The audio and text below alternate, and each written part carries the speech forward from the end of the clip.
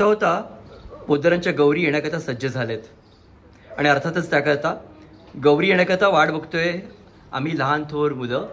आणि त्यानंतर अर्थातच गौरी येण्याकरता तिची सोनपावलं जी हळद कुंकवाने इथे साजरी केलेली आहेत ती आपल्याला दिसत आहेत.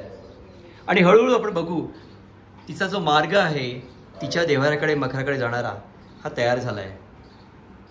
गेरूची रांगोळी, त्याच्यावरती असलेली आपली पांढरी रांगोळी आणि त्यानंतर श्रीपद्म.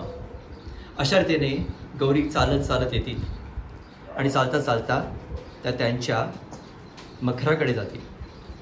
मखराकडे जायची तयारी केली आहे. मगाशी म्हटल्याप्रमाणे हे दोन करे म्हणजे दोन हात, हळदीचं पाणी ज्याच्यामध्ये तिची सोनपावलं उमटतील, फुलं, अर्थातच प्रसाद, हळद कुंकू, अक्षता म्हणजे तांदूळ आणि नंतर मखराची तयारी.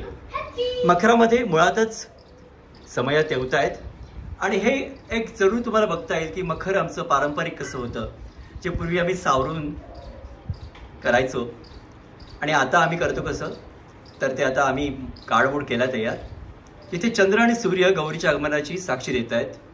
शुभचिन्ह म्हणून स्वस्तिक आहे आणि दुसरं एक शुभचिन्ह आहे जे मांगल्याचं प्रतीक आहे. गौरीची चिरी म्हणजे कुंकू, तिच्या नागातली नथ आणि अर्थात अलंकार म्हणून जे ती घाते ती नथ आणि त्यानंतर तिच्या शृंगाराकरता हळद कुंकवाचा करंडा आणि फणी. गौरीची पावलं तुम्हाला दिसत आहेत कारण लवकरच आगमन होतंय. तेव्हा तुम्ही तिची ही पावलं इथे बघा आणि तिची जस्ट वाट बघा. तासाभरामध्ये गौरी इथे विराजमान होणार आहेत आणि तेव्हा आपण परत भेटूया द विनिंग टॉक्समध्ये. विनय फ्रॉम पालघर, पोद्दारांच्या घरातनं.